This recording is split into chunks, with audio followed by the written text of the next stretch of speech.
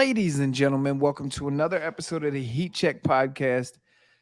I said every week, if you don't know by now, you must not be listening. My name is Mike, Mr. Chaos. Call me whatever you want. My brother from another mother, PR, Paul, Sal, Salad Bar. If we going Ooh, straight Father throwback, God. we go. That's y'all don't even know. That's like 15 years ago, bro. I thought I Literally like buried that 15 in the years dirt. ago. Um, Call us whatever you want as long as you're listening. We're good. Today we're gonna do something a little bit different. We were gonna cover the 2002 NFL draft, but one, it's a little bit dry. It's not a whole bunch of you know ballers coming out of that draft. There are some, Yeah. but it's not a big time draft. um so today I want to talk about, we're gonna listen to and review uh the mega remix of Dax's how what it's like to be a man.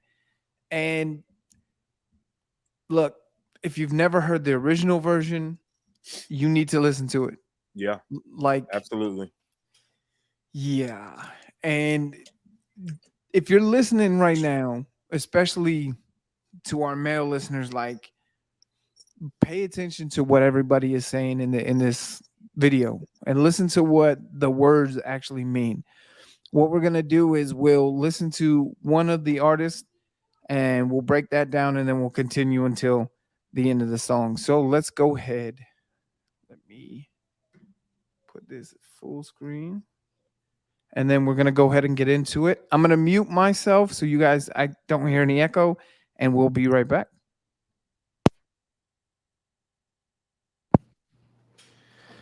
Yeah. So that artist's name is Caveman Brown. And dude, I mean, look, he said, I don't even try to bother with a social life because I would rather be alone on the weekends just chilling with my demons. Like, I don't have friends in San Antonio. Like, I stay home and I hang out with my kids and my wife, and it's just easier that way. And it's just less judgmental that way. And there's uh, less hate coming out of that. And for me, I have all the friends that I need. Like, I'm not anti new friends, but the people that have chose to be in my life and that have stayed in my life are in my life for a reason. The people who aren't for a reason. So, you know, I don't need to be out, and plus I'm almost 40. Who needs a 40-year-old in a club trying to drink his ass off? Not me. Not me. I'm not trying to pay $14 for a beer. I'm with you on that.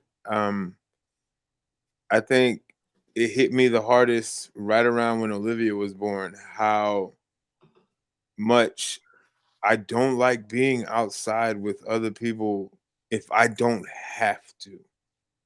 You know what I'm saying? Like you said, I am okay with the circle that I have. You know what I'm saying? uh yes, I have brothers that are not my blood, and then I have those friends that, even though I don't see them or talk to them as much, but when we talk, it's like we don't skip a beat type friends. You know what Exactly. I'm saying?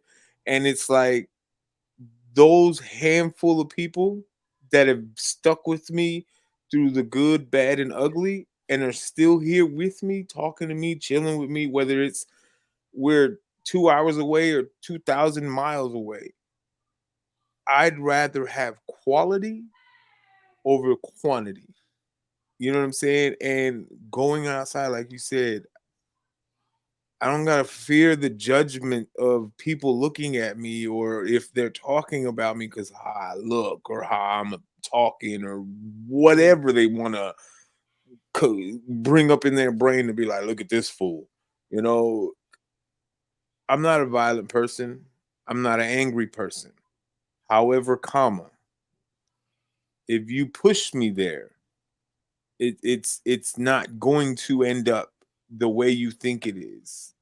And you're Like, gonna enjoy it less than you think you would. right, like I don't do that stuff. And I think that's why I'm a homebody.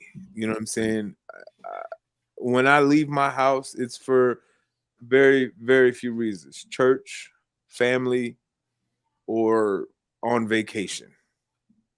You know what I'm saying? I'll go to the store here and there, get gas here and there, but I'm like, as far as mingling with other people, I have my few people that I'll go see if I need to see them, but I'd rather just be at home with my wife and my kid. I'm like, and my dogs. I'm like, It's people can easier. judge me how they want to judge me, call me whatever they want to call me, but at the end of the day, my peace is more important than your happiness. Yep, absolutely.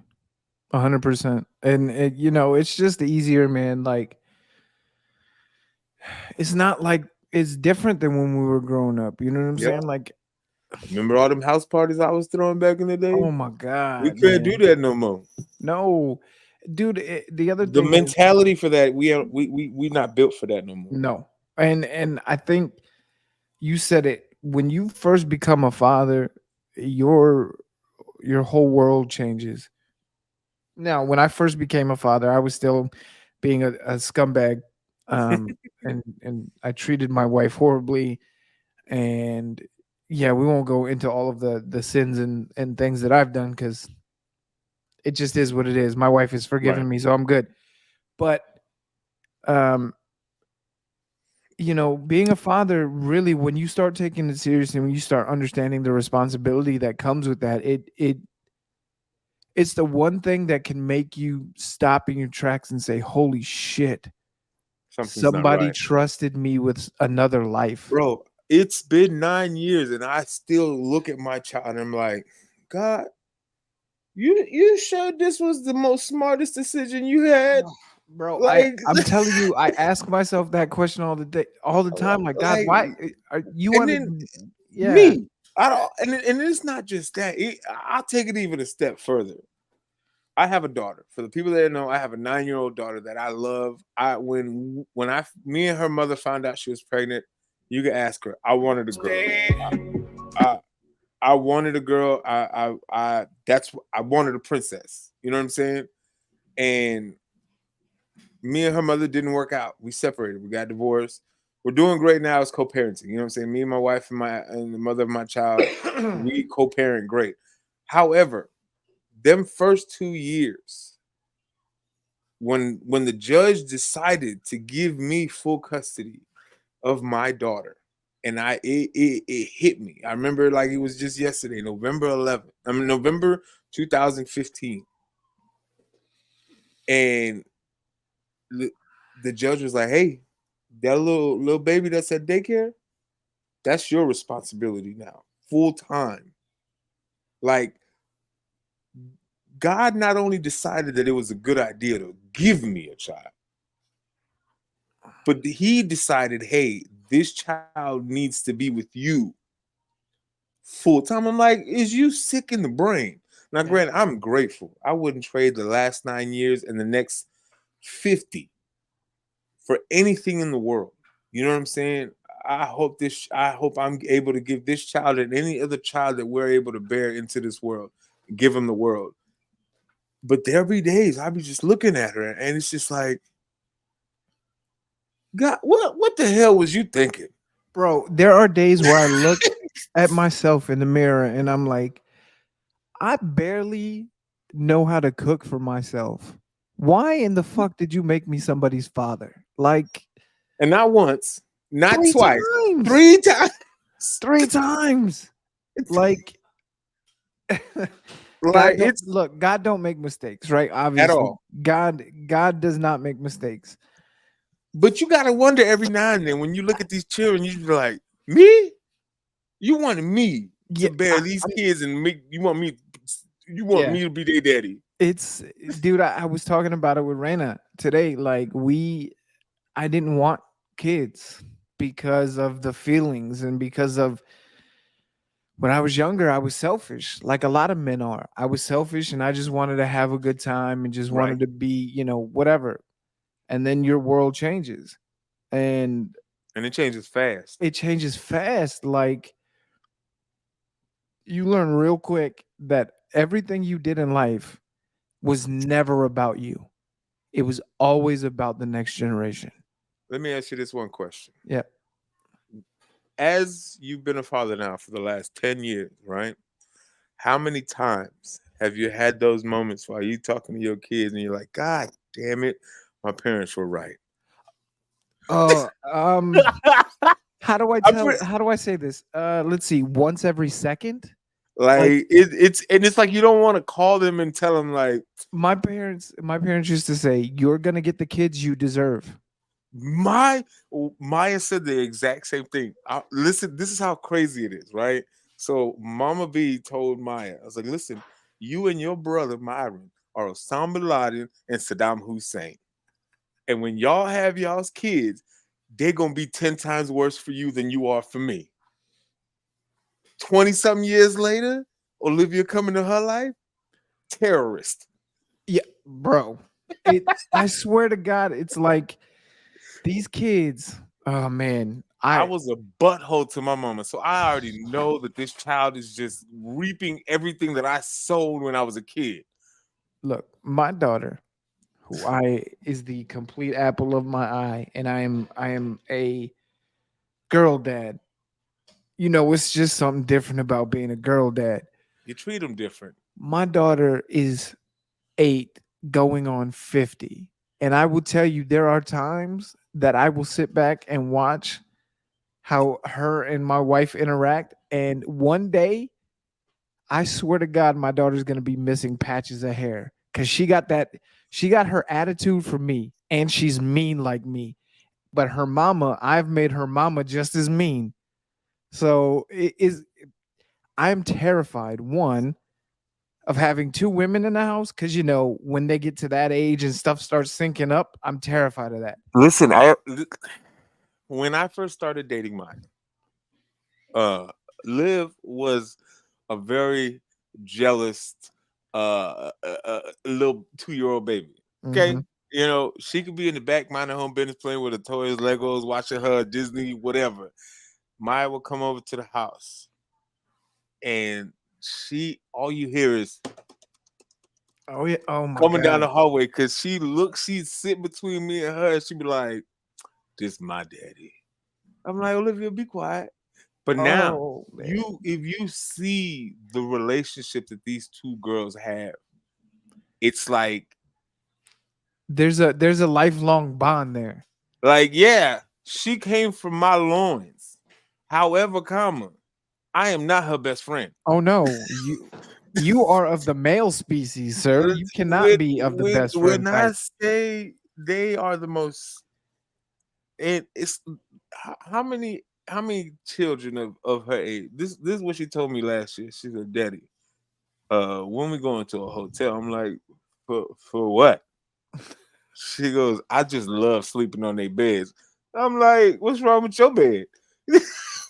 She goes, "Hotel beds are just better, and then you get to just be lavish." I'm like, "That's your mama. Lavish.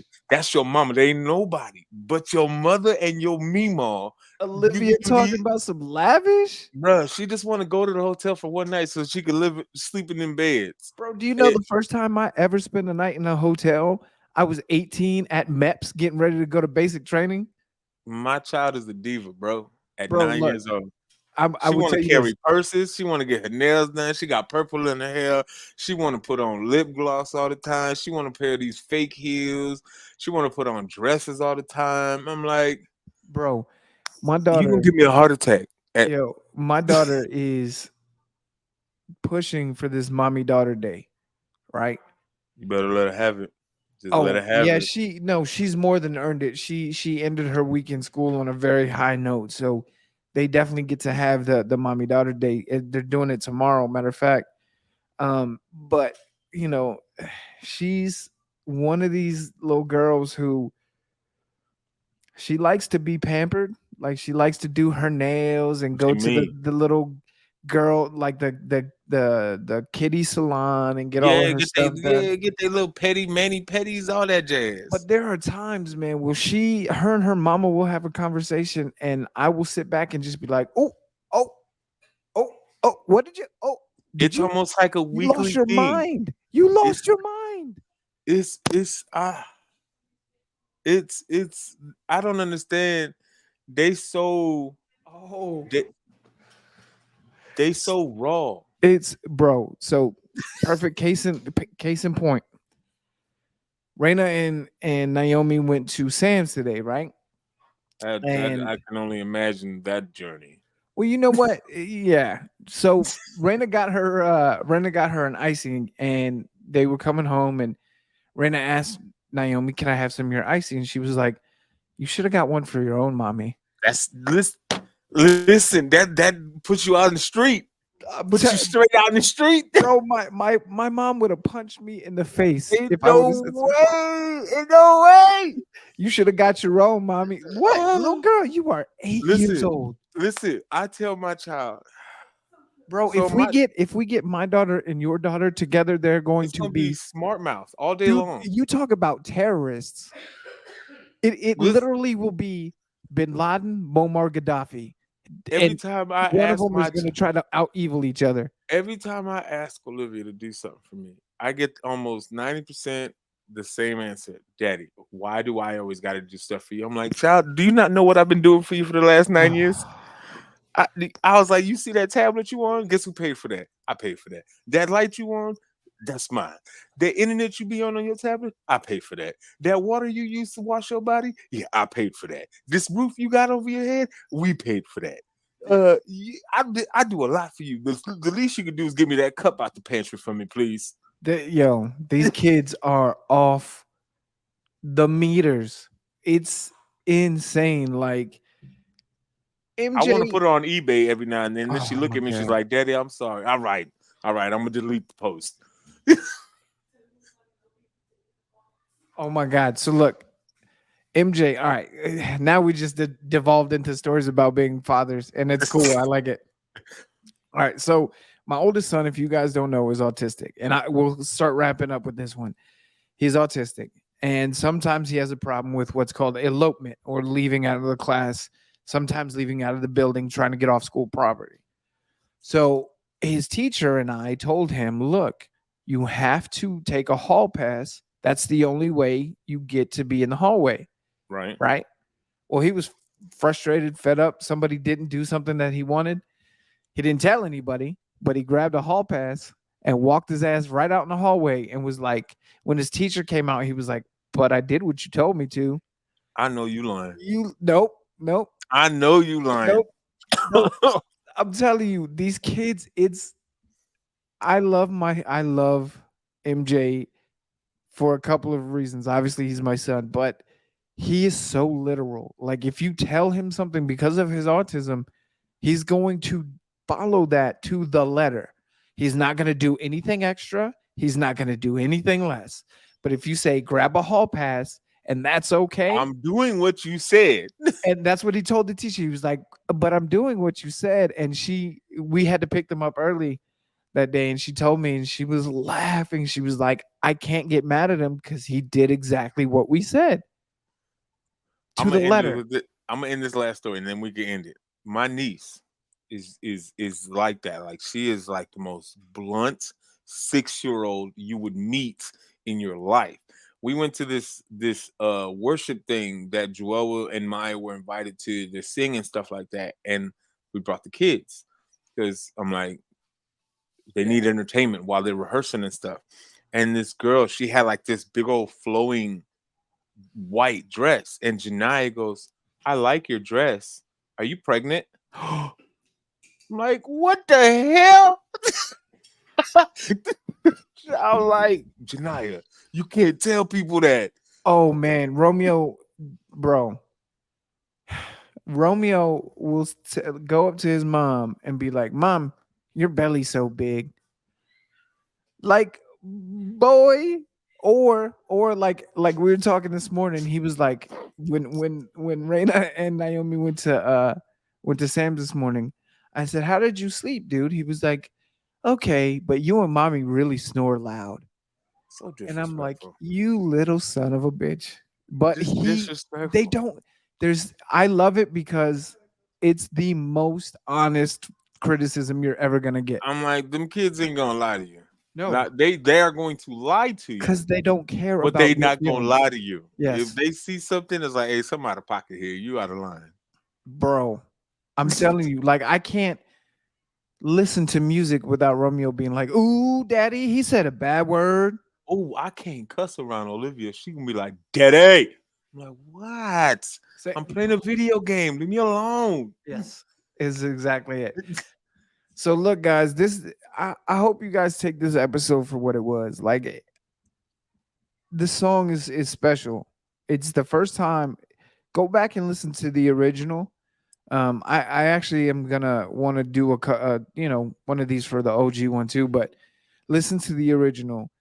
Dax is the first person, the first man, the first artist I've ever heard literally break down the male struggle from soup to nuts, as we used to say in the army.